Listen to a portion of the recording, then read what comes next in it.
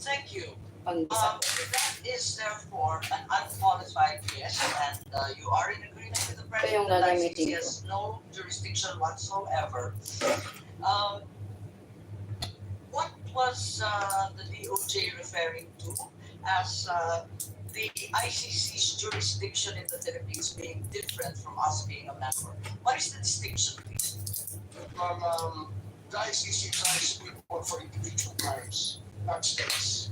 So the Philippines, as a state, cannot be Tayo called na. upon by the ICC to do something for them.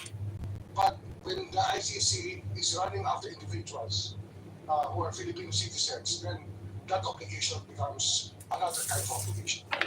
So that therefore, the Senate ratification of the ICC at the time that it was ratified is of no weight. Regardless, will fall under the jurisdiction of the ICC, under the international. Chile. Yes, madam. That is your belief, dear. Yes, madam. When there are individuals being asked by the ICC to explain, it is another matter. As a state is different from an individual. We all know that we have to. I think the that's individuals in charge by the ICC will have to face the ICC. I'm perplexed. The DFA made it very clear that as we withdrew, we are no longer state party to the treaty, and now you're saying that we can nevertheless fall under the ICC, under the generic rubric of international humanitarian law. So it doesn't matter whether you sign or do not sign. Yes, ma'am. Ratify It doesn't matter, ma'am. right. It Makes doesn't no matter. difference. It doesn't make any difference anymore. Are you certain? I'm certain. Okay, Attorney Sarah, please from DFA. Is that the position of the DFA? Madam Chair, I concur with my insight, the current acting has stated.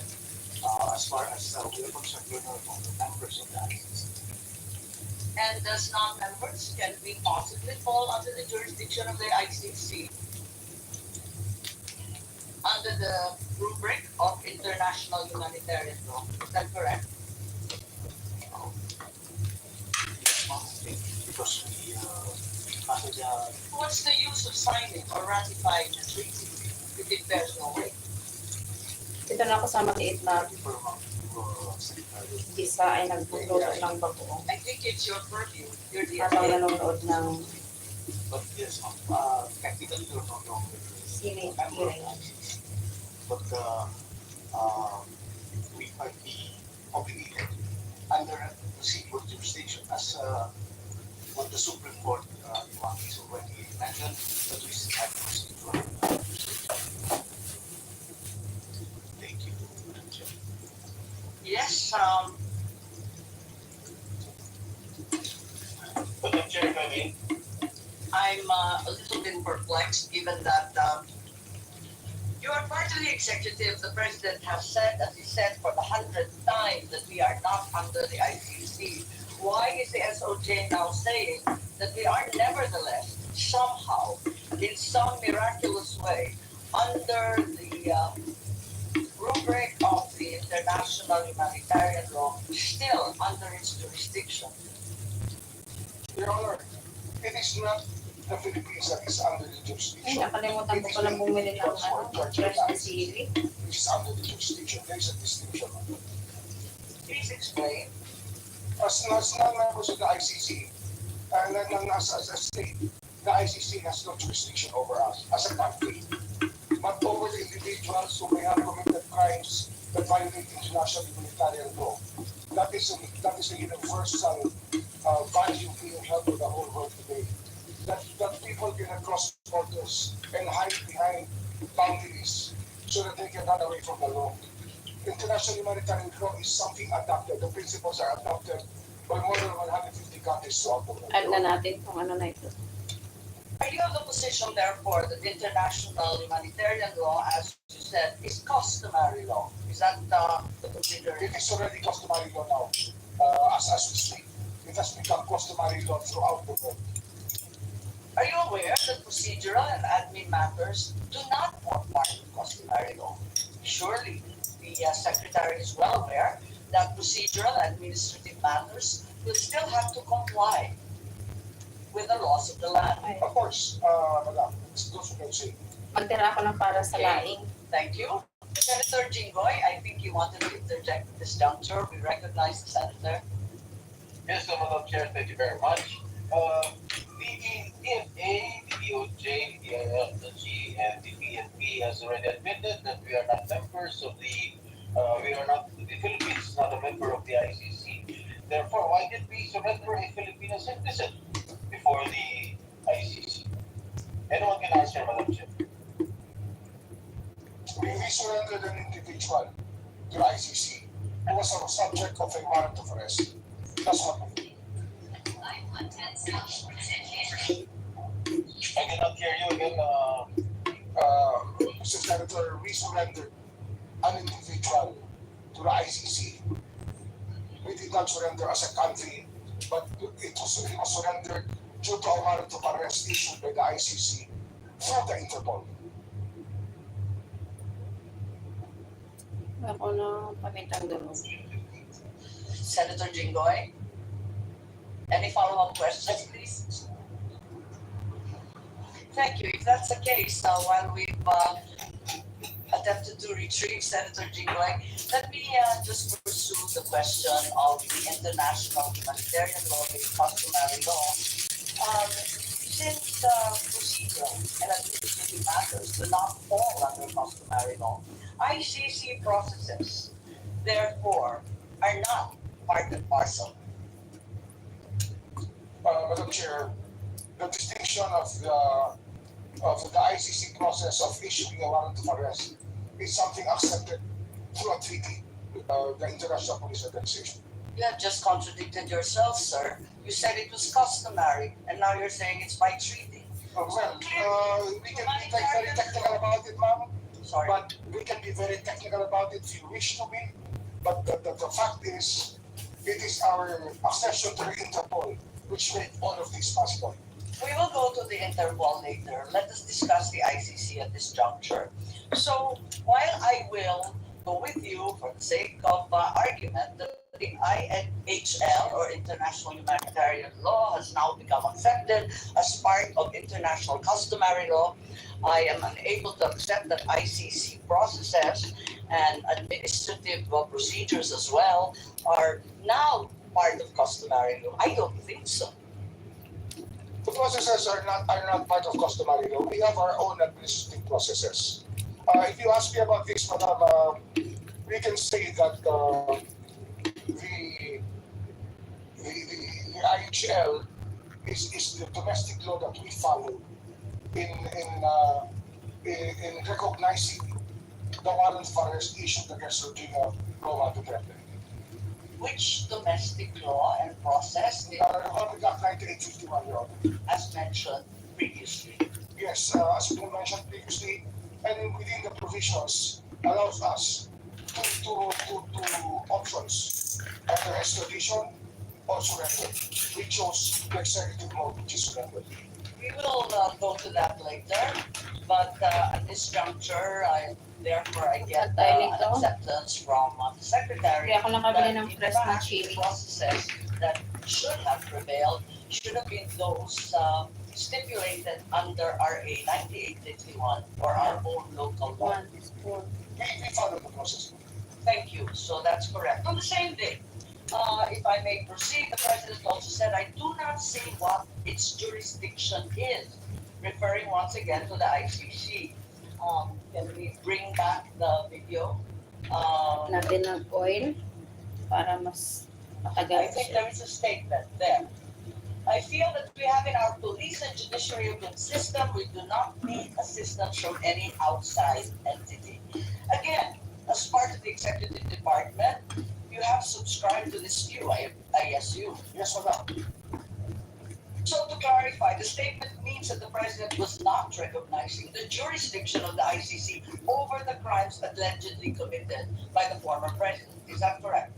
We do not recognize the jurisdiction of the ICC over our country.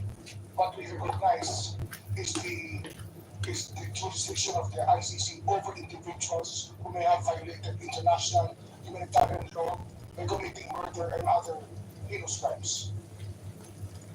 If I may, I think the president was referring to the jurisdiction of the ICC over crimes, specifically crimes committed by PRRD.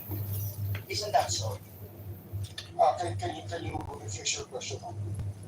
Well, you said that while the ICC has no jurisdiction over the Philippines as a state, it maintains jurisdiction over individuals and crimes under international humanitarian order. Yes, ma'am. Right. What the president said is that there is no jurisdiction over the crimes committed by the former president. Well, We have a functioning police and judiciary system, unless you submit that we don't, something that we don't want. that we don't have a functioning police force We have a functional or police force. judiciary. We have a judiciary. But what we are dealing with here You're is going crimes to committed Kaya dagdagan ko ng to ano, 2019. We're talking about a timeline, Your Honor, that we're not even here yet. And that it is very hard. But, Yes, yes, carry well, on. Yes. it's very difficult for us. We made our The commitments. president made it very clear. We made our commitments to the United Nations that we would investigate all of these crimes committed during the drug war. And it was not a very easy task now, because the people that we expect to be cooperating with us will not. So, although we're still doing our investigations on the HA case, on the extrajudicial killings committed during that time. Yes, I'm not reviewing the drug war. This is a foreign relations committee hearing. Yes, But ma'am. in this statement, the president clearly means jurisdiction over individuals. It's very, very clear. There's no area for quibbling.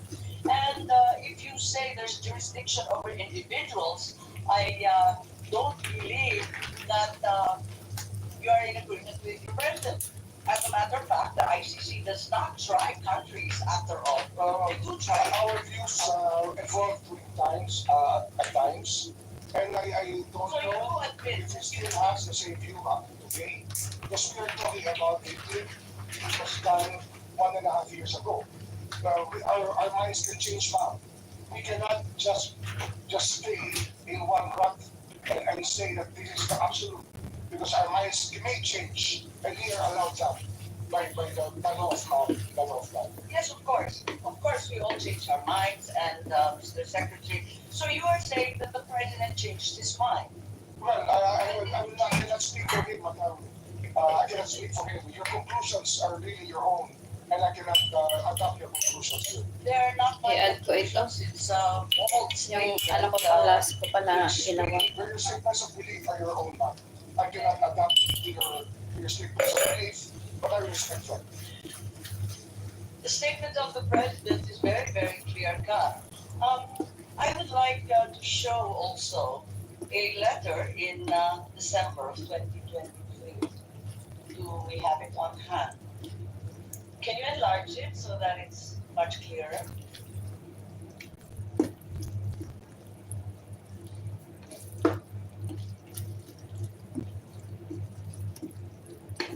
Okay, on screen is a letter dated 15 December 2023 addressed to Vice President Sara Duterte, where the President says that the jurisdiction of the ICC over the Republic after the effectivity of its withdrawal is very much in question, and I'm certain that all the members will echo my views on the matter. Would you like to comment? Anyone would like to comment on the said letter? Is it correct Dapat dito that, kasi maraming this was oil. in fact a work in progress, as stated by Secretary Remulla? As of 15 December 2023, all the secretaries and undersecretaries already holding such positions at that time also viewed the ICC as having no jurisdiction over the country, as stated by the President himself in the letter. We did not assist the ICC, ma'am. We continue with the very tenor of the letter, that we did not assist the ICC. We never had contact with them. But the investigation that they conducted was through their own methods, and we did not in any way assist them. As said in your letter, we cannot It's not my letter, sir, it's the president. It's a president's letter. We did not assist them. I think that's not the question. My question is simply to say that as of that day, all those in the cabinet were in agreement with the president's statement. Is that correct, Secretary Teodoro? As of 15 December. But the president's statement is binding as, and I defer to Secretary Remulla, that we did not, that no government agency, the DND, never cooperated with the ICC as in accordance with the statement. Okay, and are there any other secretaries who'd like to verify that? Like we have Director Anyo, Director General Anyo, I believe you are cabinet rank as well, and the NSC sits with the president. Is it correct to say that everyone maintained the same position? Yes, ma'am, that's correct. But we did not assist the ICC in their investigation. I don't think at this juncture we're asking about assisting the ICC. All we're asking is whether, in fact, you all agree that the ICC had no jurisdiction. I think, ma'am, what we're talking about here is if it's in the case of the former president, the case was committed while the Philippines is still a member of the ICC. Okay. I don't know, is there anyone of cabinet rank as well? I'm certain that the DFA will probably hold the same position, that you are all in agreement with effectively your boss as his alter ego, that the ICC had no jurisdiction, as stated in the letter quite clearly. Yes, sir. Thank you very much, you said. Okay, and then in January of 2024, the president then said, let me say this for the 100th time. I think we've seen that clip before. Can we bring it back? Yes, for the 100th time, I do not recognize the jurisdiction of the ICC. The Philippine government will not lift a finger to help any investigation that the ICC conducts. So, at the risk of really belaboring the point, may I confirm is the DOJ, at least as of early last year, was of the stance that ICC had no jurisdiction and the Philippines would not lift a finger, in the words of the president. The ICC never had doesn't have jurisdiction over the Philippines, Your Honor. And we did not lift a finger to help them at all. So we affirm that we never at any juncture lifted a finger. Yes, Your Honor. Also, I think the Secretary of Justice vehemently asserted the same during that time. May we have the PowerPoint, please?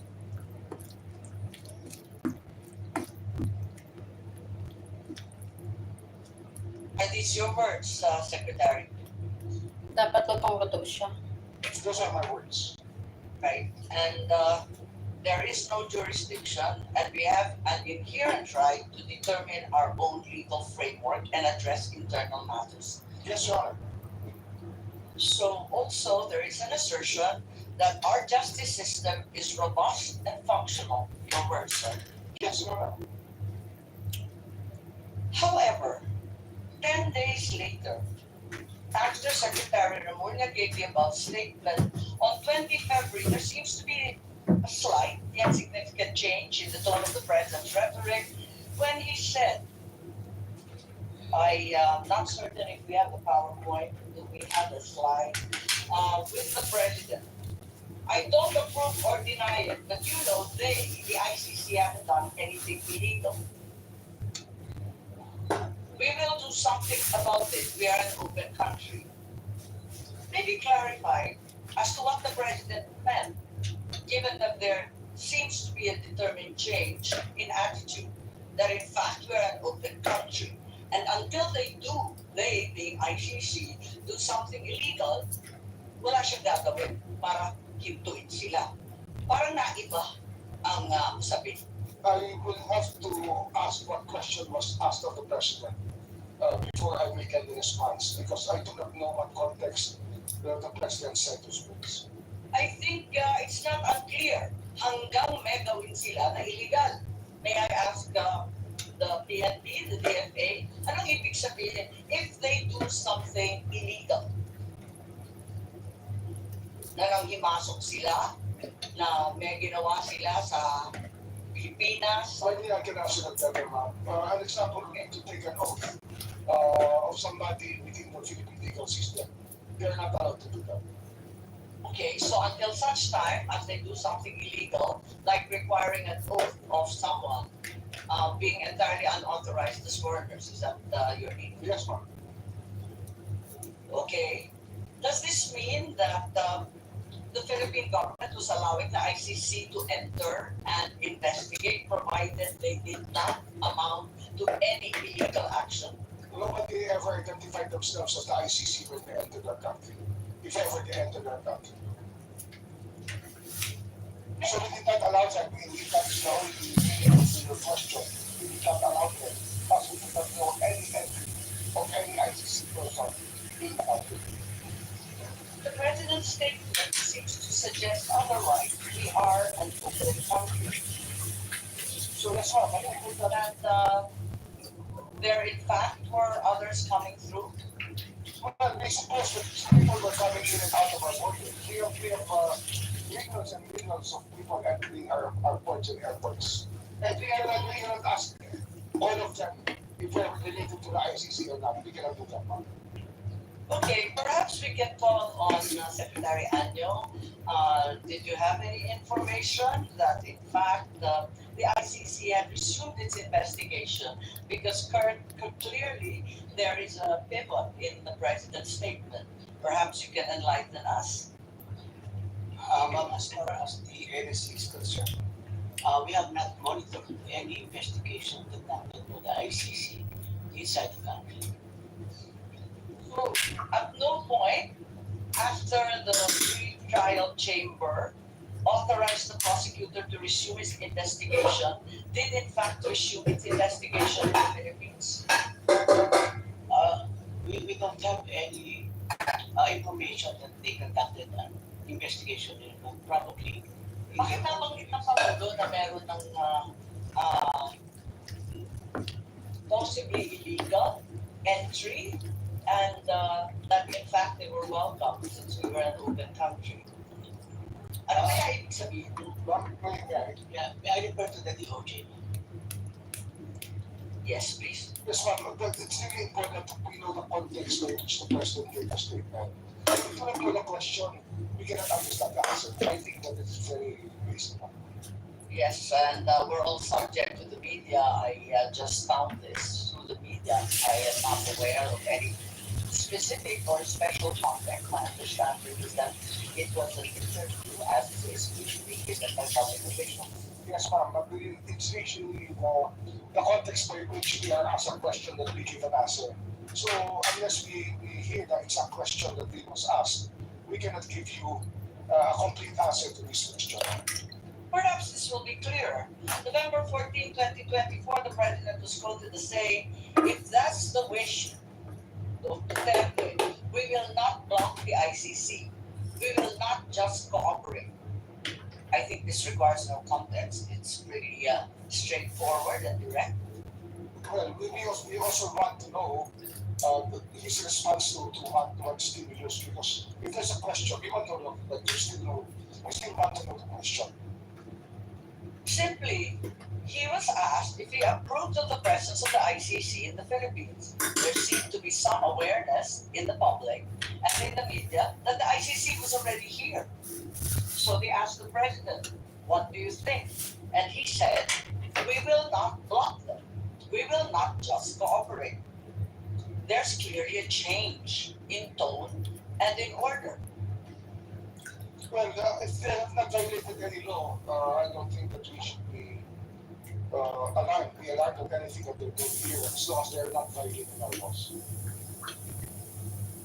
What does not blocking the ICC mean? Non-cooperation, I think we mentioned that. Well, it's still non-cooperation, because we never, up to now, have any communication with the ICC. Officially or unofficially. Again, I remind you of the president's statement earlier. will not do anything about the ICC as long as they don't do anything illegal. Isn't this tantamount already to blocking the ICC and not cooperating? Can you put the question into context, please? There is no context. It's simply that previously the president said that the government will not do anything about the ICC, like you commented on, unless they do something illegal in the Philippines. Is this not tantamount to blocking the ICC? Well, blocking the ICC. We never knew that they were here. We cannot do something that we do not know, even though the other people who were supposed to be blocked. So I don't see the logic. No, it's a simple question, straightforward. As of November 14 last year, ang sinabi ng Pangulo, no blocking, pero no cooperation din. Tama? Dahil yun, siguro ko, mas maganda kung tagalogin natin, hindi tayo tutulong sa kanila. Hindi tayo tutulong. Hindi tayo ahanda, ngunit hindi tayo tutulong. Yung pangatlo kasi, wala. Ano man, investigasyon, pwera lang kapag illegal na ang ginagawa. Pero Pero nga ako yun. hindi tayo tutulong. Mga batas natin, nangungulong lang po tayo pag may ginawa ko mali. Pag ginawa ko pag sa batas. Ang maliwanag dito, nag-umpisa na ang investigasyon. As of November yung nakaraan. Hindi ko po masasabi yun. Kasi wala po akong contact, wala po akong alam na gano'n kong usapin nung panahon yun.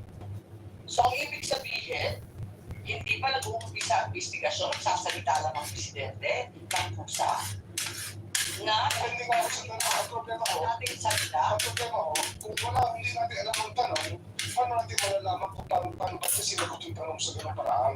Kaya kung pwede ko, ilagay nyo natin sa Sabi ko lang ng tanong, natin sa barangka, yung tanong, lagyan naman kay Pangulo para malaman natin kung ano ang kanyang sinasabi. Kasi hindi po ang ganitong salita po ay response po sa isang tanong. Kaya dapat yung tanong po sana iharap niyo po sa atin. Para buo po, para buo ang pag-uusap. Tsaka sino po ang nagtanong? Anong pagkakataon yung tinanong? media ang nagtanong at ang simpleng tanong, aprobado mo ba ang presensya ng ICC in the Philippines? I think the identity of the media is irrelevant. The question is, does he approve of the ICC in the Philippines? Ang sabi niya, simple lang naman, ay kapag walang illegal, talaga naman sasagutin natin sa ating bansa pagkat tayo ay bukas at malaya. Tama ko yun. Yun ang sinabi niya. Talaga hanggang wala akong ginagawang illegal ang tao, ay pababayaan natin silang manatili sa tahimik. Tama. Ngayon, ang ibig sabihin nito, nag-umpisa na ang ICC investigation. Maybe we ask Secretary Anyo, please. Bilang NSC, baka mas alam niyo kung kailan nag-umpisa yung parating nila, yung pabalik-balik po nila. Madam Chair, wala po kami informasyon. Hindi po kami aware na nagkaroon ng investigation dito ang ICC mga kapatid. As of November na nakaraang taon, wala pang ICC investigation, ano man, na nalalaman po nito. Wala po kami nalalaman ng investigation. At wala po kami na-monitor na pumunta ng ICC investigators. So, ganun din ang ating Deputy DG Erico, si DG Budoy, baka may mga idagdag din kayo. Dahil ang pagkaintindi namin, pag narinig ko, nabasa mo, simple pagkaintindi, sinabi na ni Presidente, hindi namin pagbabawalan. Ano kaya yun ang pagbabawalan? Kung hindi pa nag-umpisa, bakit sinasabi niya, hindi ito pagbabawalan hanggang hindi illegal? Nakakapagtaka. Ganun din po, Madam Chair. Wala rin po kaming informasyon at saka na-monitor na meron po ICC during that period, Madam Chair. So ang Pangulong mag-isa ang nagsabi na hahayaan niya, pwera lang kapag illegal na ang gawain. Siya lang mag-isa ang nagsabi doon. Ngunit kayo, wala naman kayong informasyon na naibigay sa kanya tungkol doon.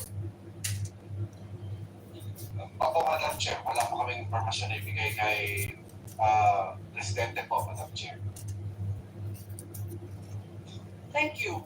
As we speak today, what is the stance of the executive? Does the ICC have jurisdiction over the crimes committed in the Philippines between November 2011 and March 2019? Which is follow the Supreme Court's in the case of Cath. And that is That is, residual jurisdiction is there up to 1 year from the date of withdrawal of the Philippines.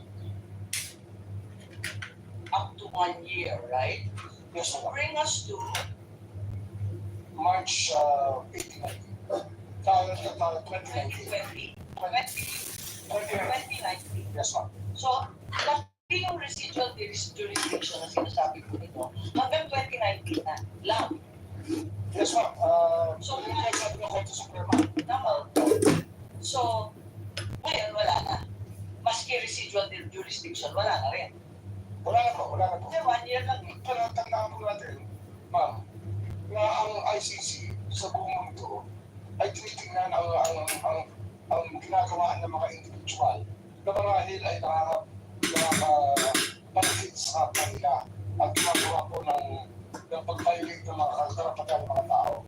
Yung po yung tinitingnan po na ICC dito eh. Kaya ho, hindi po yan ang ating tinitingnan eh. At tinitingnan po natin talaga paano ba talaga ang ICC? Ang ICC ay tinatag upang habulin yung mga taong, mga individual na lumabag sa batas ng Sunod natin iluluto, isahan na to.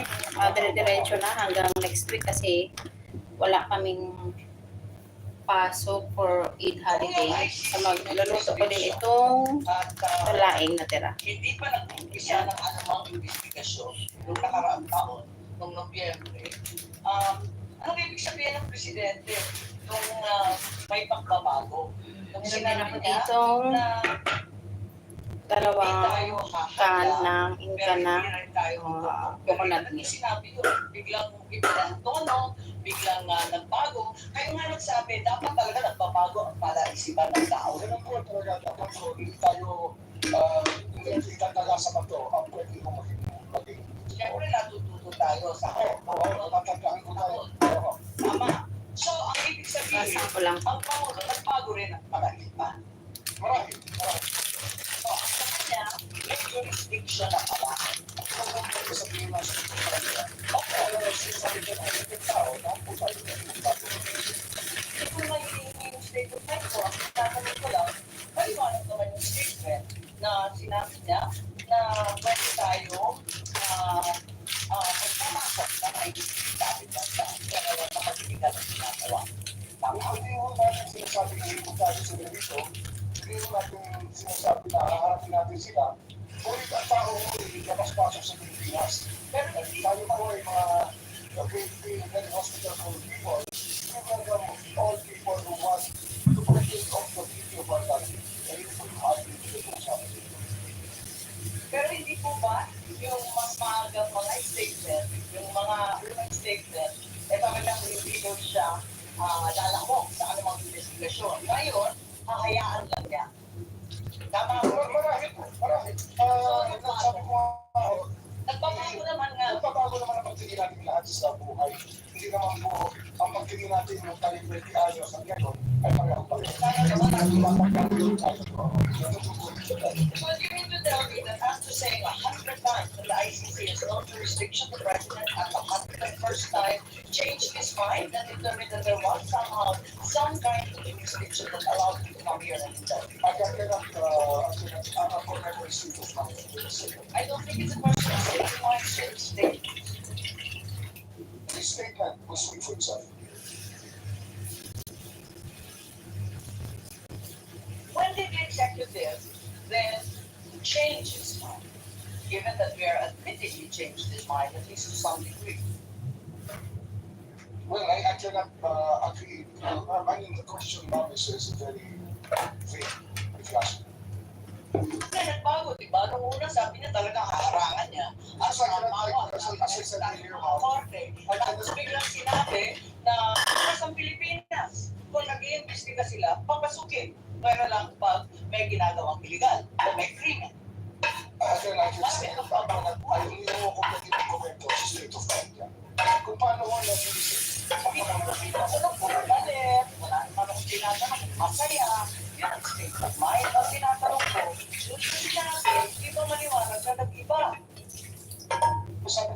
lahat tayo nagbabago ng pag-iisip. Sa pagdaan po ng panahon. Yan. Okay, tayo po natututo naman ng unti-unti at naunawaan natin ang gusto. Ang mga pangyayari sa paligid natin. Kung aaminin natin na nagbago ang pag-iisip, bakit? At kailan nagbago yung pag-iisip natin tungkol sa jurisdiction ng ICC? Isa pa ako dito, probs. Meron bang dahilan? Baka may alam ng DND, baka may alam ng NSC, para maintindihan natin kung saan na tayo ngayon. Kasi tayo ay nag-iimbestiga in legislation. Gusto ko malaman saan ba tayo patungo. Ano na ba ngayon? Palibasa, eto nga, ang dito natin, nagbago. Kung nagbago, saan na tayo ngayon? Siguro po yung pag-unawa po ng ICC jurisdiction. Kasi nung nag-a-apply na pa tayo sa ICC, kasi nasabi natin na hindi tayo sa walang dito. Marami yun, yung isang pag-iisip natin sa katotohanan na hinahabog ng ICC ay hindi naman bansa, ngunit individual. Marahil yun po yung pag-unawa na nagbago sa ating lahat. Kasi yun ang pulis natin na tinihimok ng ICC. Kundi po yung mga individual dito na nagkasala at yung naging biktima po ng mga krimen at ng mga pamilya po ng mga biktima ng mga pagkatay ng kawalan. Okay.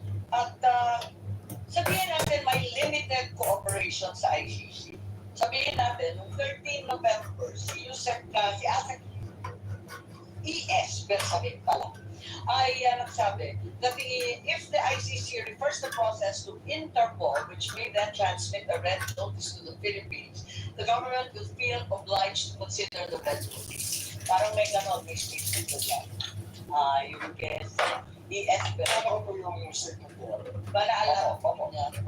So, yung pagbabago ay malinaw. Kasi pati si Executive Secretary, diniin na nagbago nga talaga. Tama po ba? Kasi sabi niya, kapag may pulang notisya, Marahil yun dahil ito sa mga karanasan natin sa mga nakaraang buwan na tumutulong po ang Interpol sa ating bansa.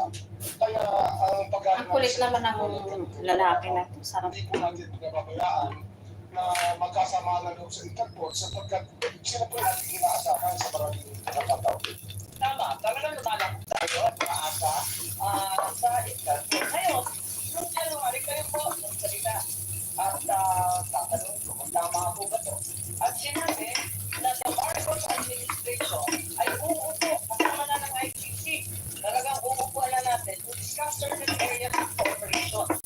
So, hindi na no cooperation, no blocking, no limit.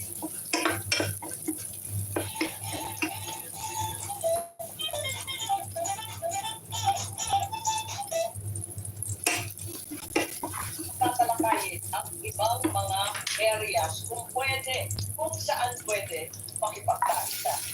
Tama kayo. Hindi ko naalala yung January 2025 po sinabi ninyo, uupo kayo kasama ng ICC para malaman doon sa kanilang investigasyon bukod sa libo-libong pagpapatay ng drug war ni Presidente Duterte. Sabi mo, ayon sa report, na yung cooperation with an international tribunal ay pinapayagan sa ating batas. At yung ICC representatives are going in and out of the country without any of us raising anything. January 2025 po. So ano yung pala? Yung sinasabi ko, what happened to the President's statement that the government will not lift a finger? And what happens to your own assertion that there will be no blocking but no cooperation? Ngayon, nakikipagtungo na tayo sa ICC. Okay, hindi ko yung sinasabi natin magiging upo sa ating isipan. Ngunit hindi po natin ginawa. Hindi po tayo nakiupo, hindi tayo nakikipag-usap. Yun po yung malinaw sa lahat. Pero handa kayo noon, ngunit hindi na. Marami ko, kung meron kong tutulay, pero wala naman ng tutulay eh. Kaya wala akong nangyari. Pero meron din kayo sinabi that the ICC representatives at January 2025 have been going in and out. Tapos bakit sila natin bansa? Hinahayaan lang natin. Hindi ko alam kung pasok at paglabas sila. Pero Wala akong kaalaman sa pagpasok at paglabas. Marami, sa kanila mga investiga, labas ang nagpapasok dito. Wala pong on-record sa immigration, wala pong on-record sa naawit po Kayo po nagsabi, kaya ako nalaman na may ICC representatives na labas-pasok dito sa ating bansa, na hindi tayo umaalma, hindi tayo nagre-reklamo. Yun na ang pagkasabi po nito eh. Kaya sabi ko natin yung dati pa, kung wala ko sila nilalabag na mataas, Ayan, tugasan ko na yung laing. ito rin po na kahit sino pag turista, sino po rin kahit sino bisita sa ating bansa. Iba po yung pakay ng turista, iba naman yata ang pakay ng pinagawa ng ICC. So, nag-iba na talaga. Sa bandang January ng 2025, hinayaan na natin sila na lumabas-pasok dito sa ating bansa. Ganun po ba? Hindi po na wala tayong hinahayaan, hindi na rin tayo nagtatanong kung sila, kung hindi natin tinatanong ang lahat na labas-pasok dito, kung sino po yung ICC. Kaya nga kaya, madami po na labas-pasok sa atin, hindi po natin tinatanong. So hanggang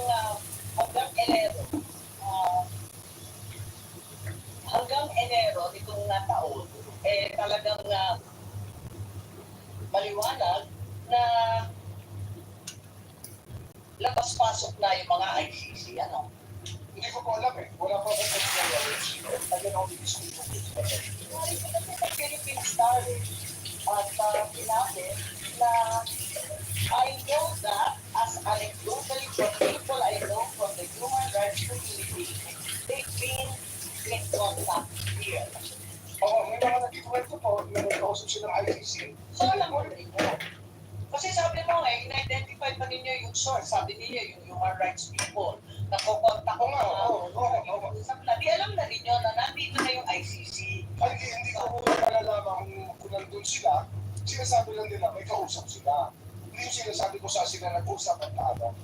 Pero, siyempre naman natin yung gustong tumulay, ngunit hindi naman natin yung hindi ko nagkaroon ng pagkakataon na makilala talaga natin na ICC o makaharap. Kahit kaya lang po hindi namin nakaharap ng ICC. Pero alam ninyo na megalaw na sila at nag-iimbestigan na sila. Itong taon na kung sino gumagalaw na. Itong taon na. Hindi naman ngayon lang yan eh. 7 years ago, the ICC was already investigating what happened during the drug war. What happened 7 years ago? Parang nalito eh. Bakit sinabi natin na hindi na tayo Yung lang po yung aking recollection kung kayo na sila nagsimula. Kailangan natin lagyan ng tubig para 9 years ago. Sino na po nilang bantayan ang ating drug watch, yung ating drug war, yung nagsimula po yung patayan. Pero matibay ang ating kalooban, matibay ang paninindigan natin na hindi natin natutulungan at talagang tututulan natin pagkat meron tayong sariling pulis, may sarili tayong mga korte. Ang liwanag nun. Opo. Bago lamang, Pero meron po tayong panahon na pinabantayan dito. May panahon po tayong pinabantayan dito. 2016 hanggang 2019, doon po ang kainitan ng drug war. At ito po, ang dami kong lumalapit sa aming opisina, humihingi ng tulong na maimbestigahan, yung magpatay kung kani-kanino nangamaw. kailan nyo, Pero marami po kami talaga kailan pumunta sa opisina ninyo? Kasi binabanggit ninyo, hindi ba Marcos administration yung 2016 to 2019? Kailan nag-umpisa? Simula sila po nasabi, 2022 na. So matagal na po nakalipas ang mga krimen na nangyari. Pero nung umpisa, ang sinasabi natin, paulit-ulit, talagang hindi tayo tutulong at hindi natin hahayaan sila magipasok. Maybe we can ask Secretary Anyo, sorry, kumakain po kayo, violational pa ng human rights ko to. Pero kung maaari bilang pinuno ng National Security Council, baka may naalam kayo tungkol sa pivot. Kasi parang nag-iba eh. Pinag-iba, bakit nag-iba? Nung una, ang pindi ng ating paninindigan na hindi kailanman tayo tutulong sa ICC. Biglang lumambot, nahayaan natin pag pumasok sila. Tapos, pagkatapos nun, meron ng statement, uupo tayo. Kung may mamamagitan, pag-uusapan kung saan tayo pwede tutulong. Meron ba kayong alam, Secretary Anyo? Kasi maraming nagsasabi na kayo daw ang dahilan kung bakit nagbago ang isipan ng ating... ililipat ko na ito sa battle ulit dito. Po ay walang basis po yung ganong klaseng allegations sapagkat ito po ay legal na usapan at hindi po kami nag-focus sa legal na usapan sapagkat ang sa amin po ay on the lens of national security. Medyo ay mainit po ito. Na-monitor na pumasok ito ng mga ICC investigators kung sinasabi niya panood yan. So wala kayong alam tungkol sa pagbabago ng isipan at polisiya ng ating administrasyon.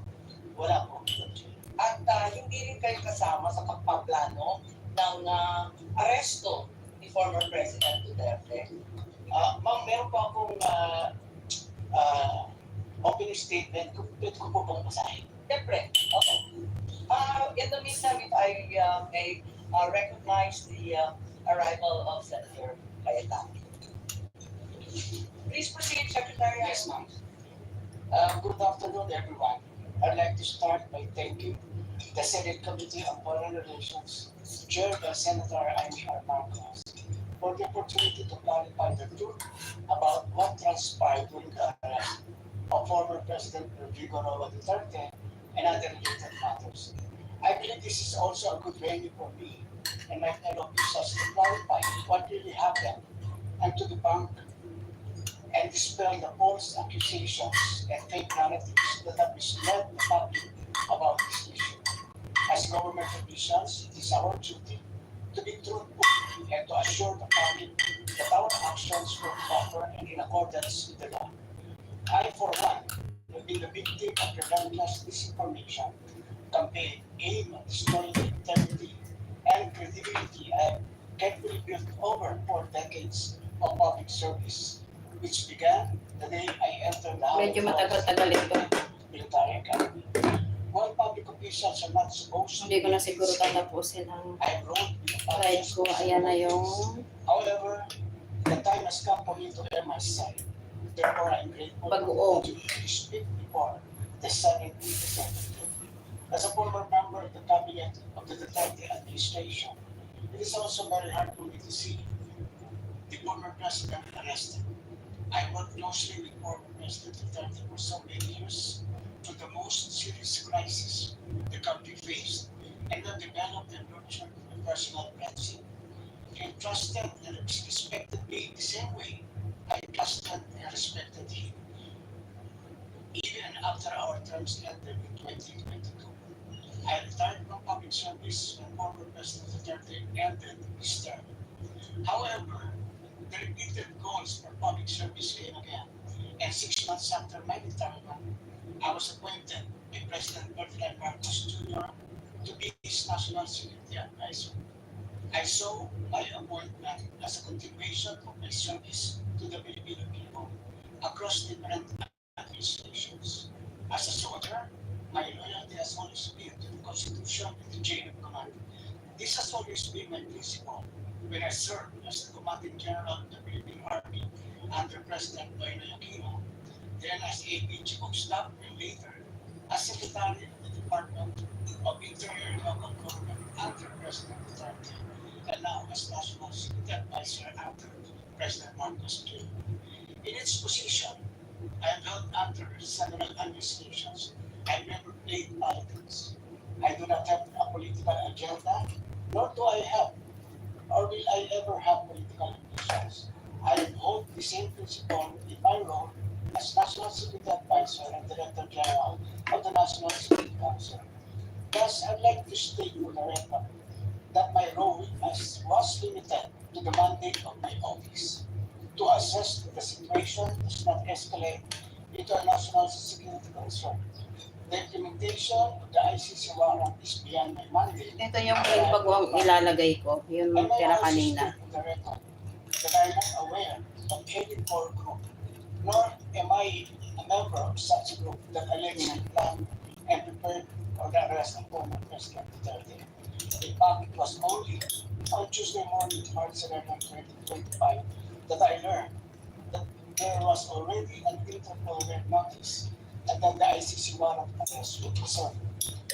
There was also no intelligence operation. The former president's presence in Hong Kong, as well as his return to the country, was a public knowledge. It was heavily reported in both mainstream and social media. It is utterly unacceptable and unfair that my name is being drawn into an alleged grand conspiracy.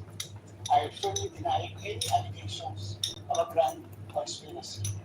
In fact, the events in marginal were spontaneous. As National City Advisor, I was merely doing my job. However, I faced all these accusations against my honor and integrity in full resolve, knowing that I am on the side of the truth and I was simply doing what I had to do. And in doing so, I upheld truth, justice, and the rule of the law. Yan lang ihahalo ko dyan. To the Constitution and not to any person. Thank you, Madam Chair. Salamat, Secretary Cath. Subalit sa kabila nito, nagsalita po ang kahit na Secretary John Vic na ang nagplano po rito, o yung pagkaintindi namin, ang nagplano ay kayo. Secretary Anyo, Secretary Gibon Toro, at ang pinangalan, ang Chief PNP, General Marbil. Parang apat yung pinangalanan sa isang interview ng ating Secretary ng DIA. Can I answer that? Yes, please, you're recognized. The question was, who planned this? I did not state in any way who planned it. The meeting was of executive privilege. It is a conversation between the president and once I mentioned, there were.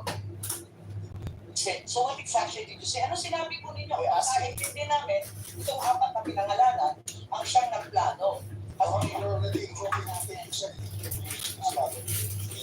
Very invoking executive privilege. Fine, but it's in the interview. And it's Yes, ma'am. That doesn't it goes as far as the interview. Yes, ma'am. Yes, I'd like to understand. I think your brother was I trying to did not explain state in what he it. said in the interview. They asked me if I planned it. I said it was not me. There were other people in the room, but we did not discuss the plans of any rest. Saan galing yung mga pangalan na ito? Ma'am, but again, it's executive privilege, ma'am. Let me explain, ma'am. Let me explain Sa this, ma'am. interview po. Yes, yes, Ang ma'am. liwanag Let eh. me explain this, ma'am. We were discussing rumors of an impending arrival Parang based on hindi yung gano'n ang dating sa amin eh. Ang pagkaintindi that is namin, the ako na culture. nagplano. that is what we were discussing rumors. You're Matugtog na lang natin para maintindihan ha.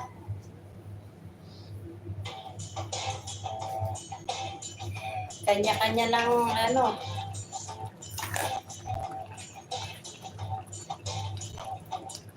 Kanya-kanya lang deny. Who was really on top of this? Kayo po ba? Because during the press conference, the president was you and the president. yes. So ikaw po ba nagplano ng lahat ng ito? I don't mind here. I don't say group effort. Secretary General was there, Secretary Anyo was there too, and the president and I. So hindi naman ako. Ako lang ay stand by that, ma'am. Last man standing doon sa Malacanang. I stand by that. Kasi Secretary General was working out of his office. Eh napakaliwanag po ng sinabi ninyo. Wala namang mapakiyaw-kiyaw doon sa amin natin. Yes, ma'am. Patayin na muna natin. Napakaliwanag naman ang sabi ninyo, hindi ako mag-isa kahit ako ang kasama ng presidente magsalita sa press con, hindi ako mag-isa ang nagplano. Isang grupo kami. Tapos pinangalanan mo. No, ma'am.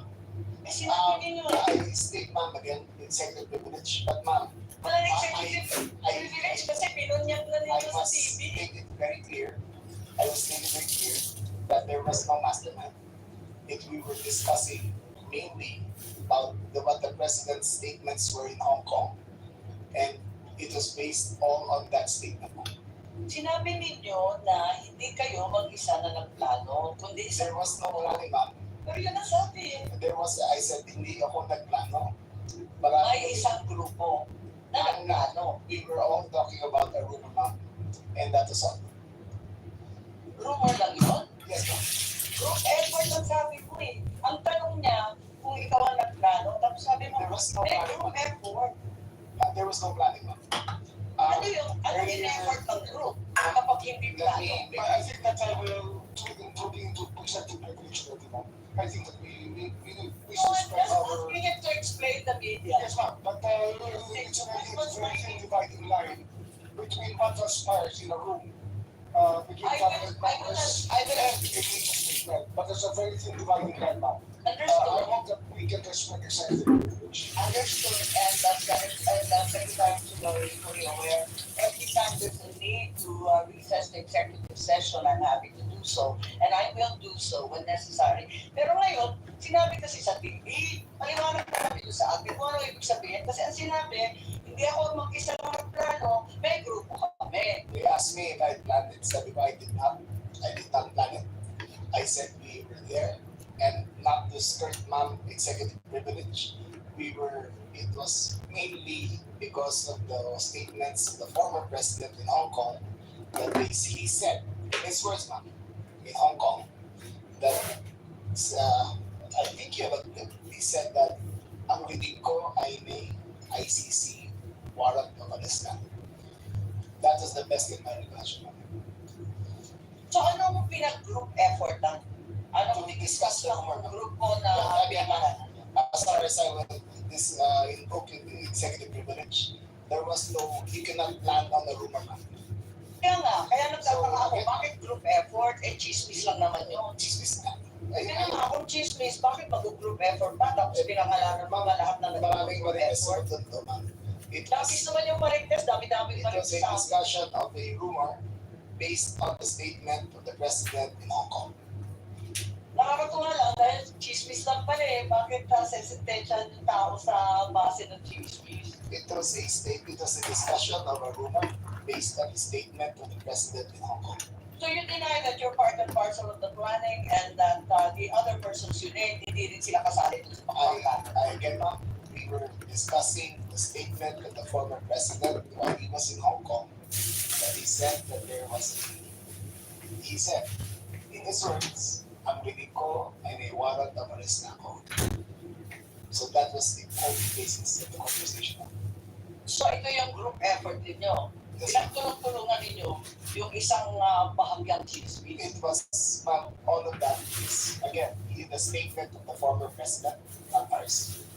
Okay, so walang kinalaman to. Pero para lamang sa kaprasong chismis, magtitipon-tipon ba yung mga sekretary ng kabinete? Nakakatuwa naman. Call it what you may, ma'am. Pero magawa. Opo, anyway, nabanggit na paulit-ulit itong Interpol, ano? At nabanggit na ng SOJ. At alam naman natin, yes po. Yes, Secretary General. O kasi kasali kayo eh. Alluded to. The Department of National Defense and the Armed Forces of the Philippines has no law enforcement mandate.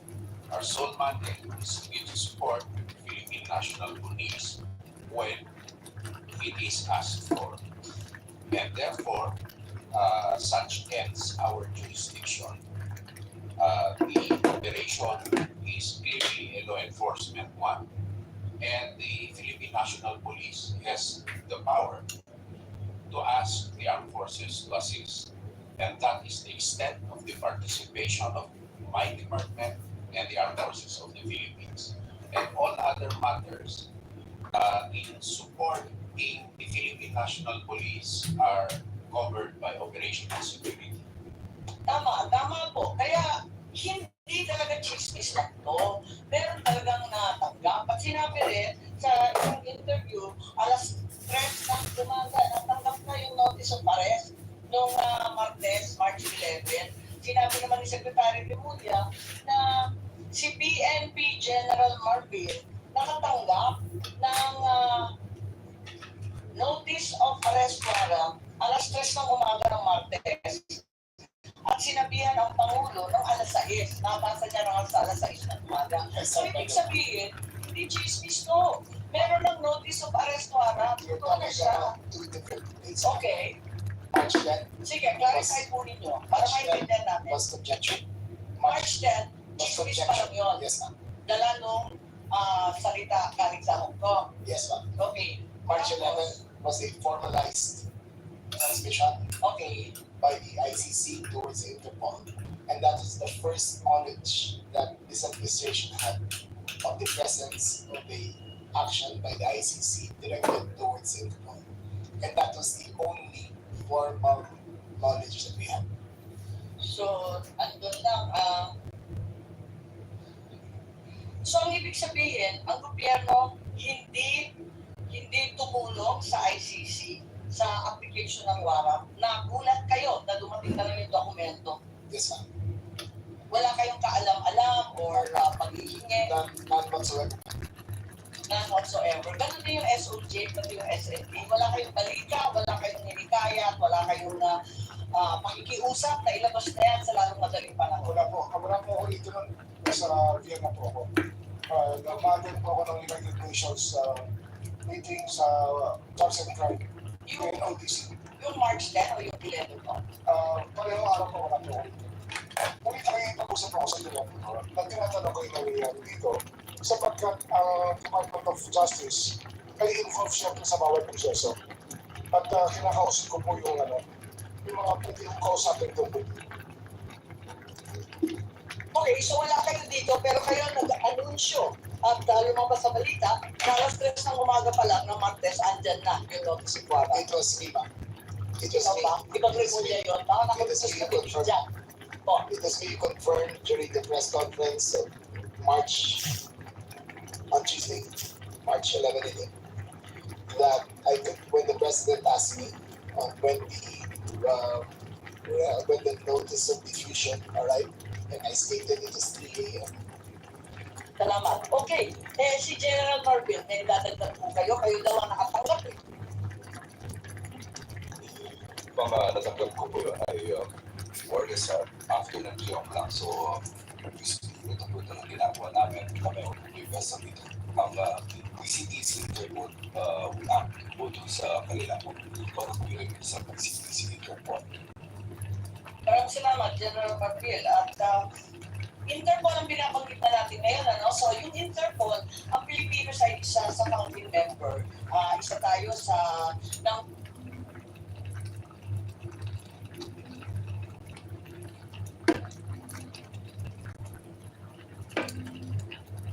una sa pagtatatag ng Interpol noong 1952. Interpol's purpose is to facilitate cooperation and assist member nations. So, crime information sharing, investigative support, specialized training, transnational crimes in particular are the focus of this agency. And this comprise terrorism, cybercrime, organized crime, financial crime, and anti-corruption. And to ensure that it is not used for persecution, in its constitution, the Interpol has Article 3 providing that it's strictly forbidden for the organization to undertake any intervention or activities of a political, military, religious, or racial character. So maliwanag yan sa Interpol, hindi sila makikimasok sa politika at sa domestic affairs ng isang bansa. Ngayon, eto na yung press con ng ating Pangulo ng March 11 ng 2025 at sinabi niya, andito yata yan, it's a request of the Philippine government from Interpol. And to enforce the arrest warrant, and of course we comply with our commitments to Interpol. We did not do this because it was derived or it came from ICC, but rather from Interpol. Because they asked us, we have commitments to them. We live up to those commitments.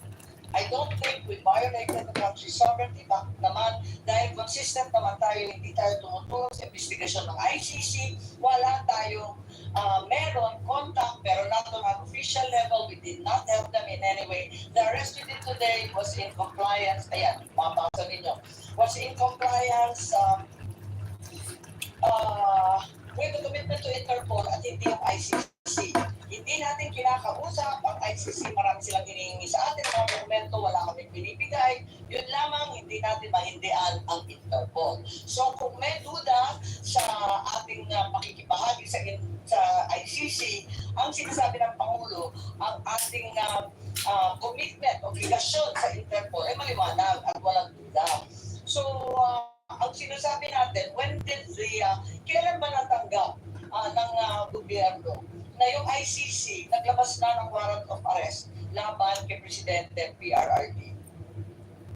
At alas 2 ka ng umaga, yun ang magkakaalam ko yun. So, hindi, March 11. no inkling before, may marites lang. May test ako, marami kong, ilang taon na po yung sinasabi na may ilalabas na warrant of arrest. Ngunit, yun lang ako talaga lumabas. March 11, alas 2 na umaga. So hanggang sa March 11 ng alas 3, katulad ng sinabi ni General Marvin, natanggap ninyo ng umaga, ay wala kayo ka-idea. The only information we got was the words of the former president in Hong Kong. Sa Hong Kong. Sa Hong Kong. na andyan na. Yes, ma'am. Siya pang nauna, hindi kayo. Yes, ma'am. Nakakatuwa. Anyway, hindi ba March 8 pa lamang, marami na ring chismis